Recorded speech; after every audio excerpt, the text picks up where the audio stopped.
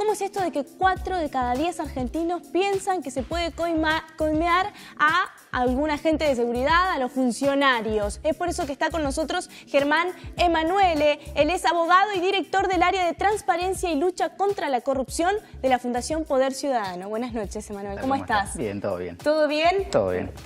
¿Cómo es este estudio que surge? Me contabas hace un momento de que lo realizó justamente la consultora Latino Barómetro. Sí, así es. Bueno, es un estudio más que hace una consultora a nivel regional. Digo, han salido generalmente salen muchos estudios sobre el tema para entender la corrupción y qué piensa la gente de la corrupción o de la percepción de corrupción.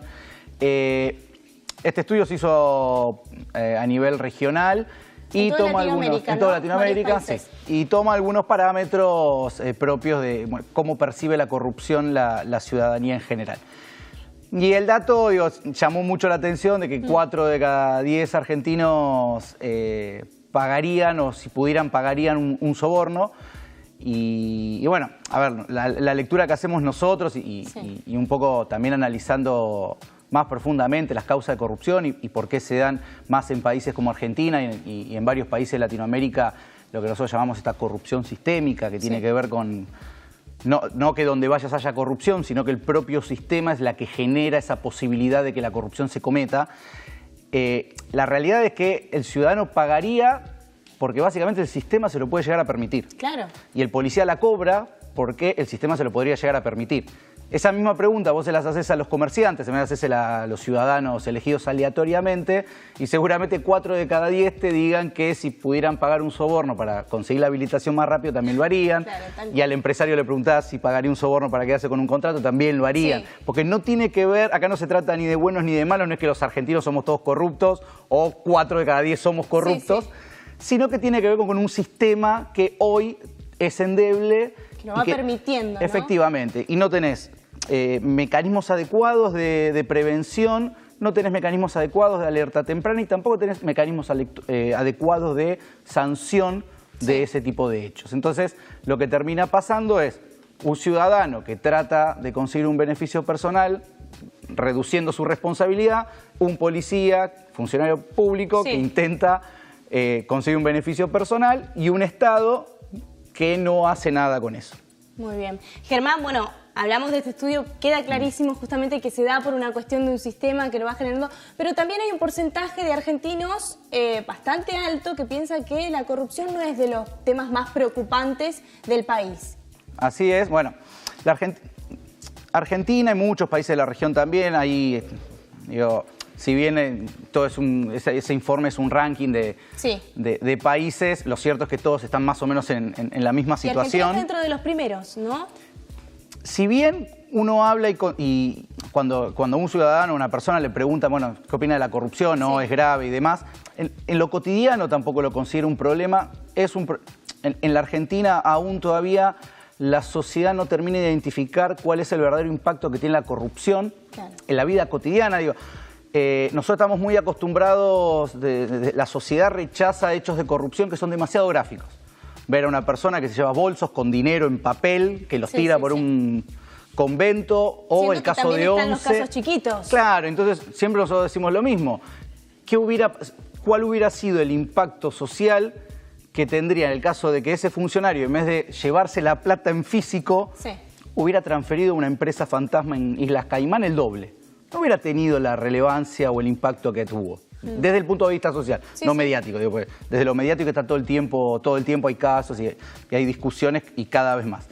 Pero la sociedad todavía no termina de comprender o no termina de ver cómo esa corrupción, que uno la ve muy alejada de altos funcionarios, impacta realmente en su vida cotidiana y lo más importante de todo, en el efectivo ejercicio de derechos humanos. Es decir, pagar sobreprecios en la construcción de una red de agua potable implica problemas para la ciudadanía del acceso al agua.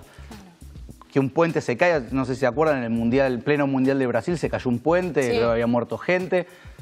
Y ahí eso es el impacto de la corrupción. Digo, el accidente de 11 es el impacto del tren como producto del impacto de la corrupción en el servicio público de transporte. Digo. Entonces, la gente todavía no termina de ver eso con con la suficiencia como para que pase, por ejemplo, lo que ha pasado en Guatemala, lo que ha pasado en Brasil, donde hubo un rechazo social muy fuerte y una exigencia de que se tomen medidas respecto de la corrupción. En Guatemala se detuvo al presidente y vicepresidente en ejercicio. Y la ciudadanía le exigió al Congreso que tome cartas en el asunto del modo institucional que estaba previsto. Una sociedad que claramente está viendo lo que hay, el efecto que produce la corrupción, que es esto que vos nombrabas, porque por ahí uno dice, bueno, es coimear a fulanito, coimear a otro, pasa. Pero esto va desencadenándose en cuestiones que hoy, la educación, tenemos la salud, un montón de que justamente lo hablábamos en la nota anterior, que están faltando. Tal cual. Y ya tenemos que olvidarnos de la imagen clásica de la corrupción, es meter la mano en la lata o que alguien se lleve algo. Digo, el caso de Lavallato lo está mostrando, son verdaderas estructuras con roles diferenciados, bien determinados, no importa el sujeto. Fíjense, en Brasil hay presidente acusado, expresidente, expresidente. Van cambiando los jugadores, pero hay reglas muy claras. Es una cadena con una cantidad de eslabones que ya no importa tanto quién está. Entonces vos tenés conjuntos de empresas, conjuntos de funcionarios, conjuntos de intermediarios.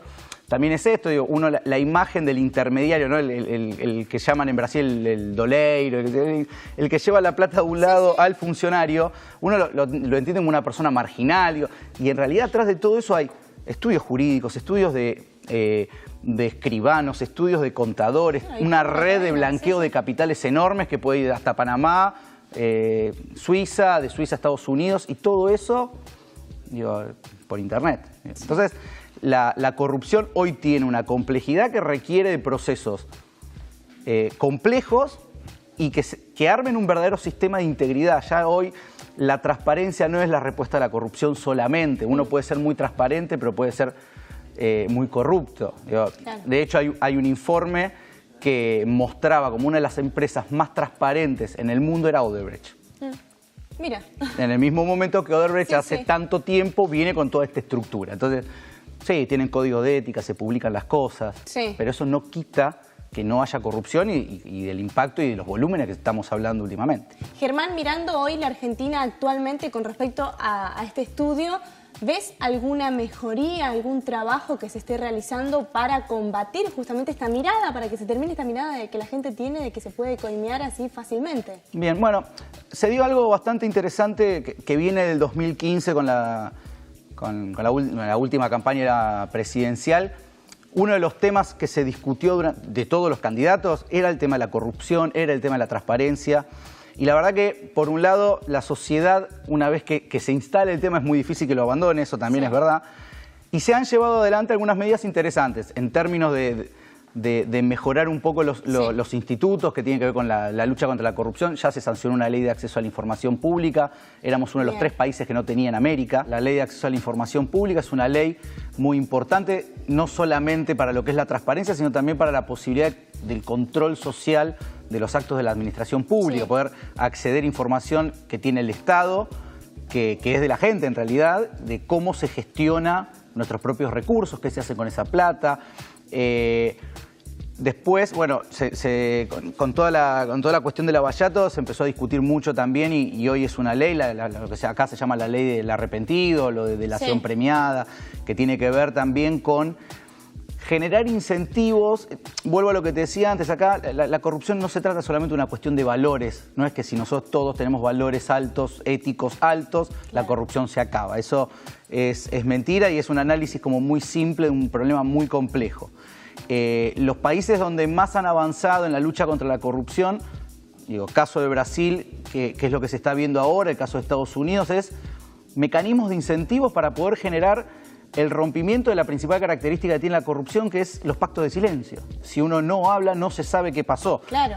Y por lo general va a hablar o el que se quedó fuera del negocio o el que se vio perjudicado en ese negocio. Cuando se habla de corrupción. Si está todo bien. Y en muy pocos casos alguien que tiene los valores éticos suficientes como para ir a denunciar. Ahora, la persona que tiene que solo denuncia porque tiene valores éticos elevados, no va a denunciar si no tiene un sistema que lo proteja. Claro. Entonces, falta, si bien hay un sistema de protección de testigos para determinados casos, no está previsto para los casos de corrupción, salvo que el fiscal considere que sí.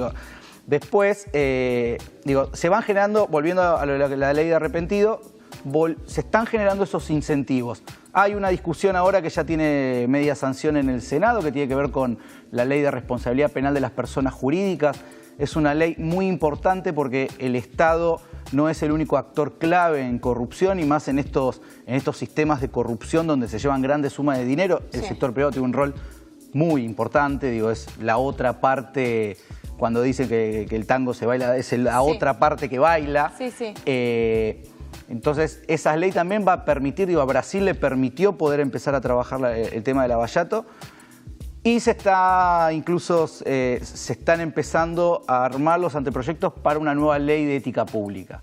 Fundamental, ¿se acuerdan todos los problemas relacionados con los conflictos de interés que hubo? El sistema de declaraciones juradas, que hoy se ha disminuido la cantidad de información con la última reforma del 2013. Y obviamente quedan un montón de otras discusiones también mucho más profundas y que creo que son prioritarias, que tiene que ver financiamiento de la política, que es el principal o el problema inicial, de cómo se financian los partidos políticos que terminan siendo después el gobierno o el funcionario público determinado. Y el Poder Judicial, Consejo de la Magistratura, hay una gran preeminencia de los estamentos políticos por sobre el judicial. Eso ha ocasionado bastante el debilitamiento institucional del Poder Judicial, y también empezar a mirar objetivamente y con criterios muy claros, eso quiero dejarlo bien en claro, la actuación de los jueces del Poder Judicial. Que esto no se convierta en una cacería de brujas, que sea efectivamente un proceso de selección y de enjuiciamiento acorde a lo que un sistema democrático requiere. Muchas gracias, Germán, clarísimo.